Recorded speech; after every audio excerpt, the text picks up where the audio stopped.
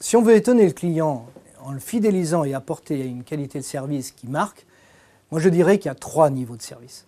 Alors le piège, c'est de ne pas tomber dans le service de base. C'est le premier niveau de service, c'est le service de base.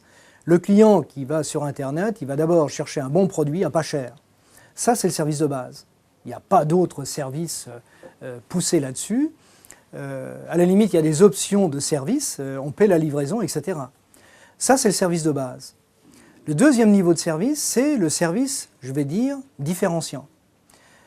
On va apporter, là le client va relativiser l'importance du prix parce qu'il veut quand même des options services, parce qu'il ne va pas se contenter des services de base. Il veut quand même un minimum de conseils pour éviter les erreurs. Alors on peut apporter ce minimum de conseils, mais que n'importe quel magasin aussi peut apporter.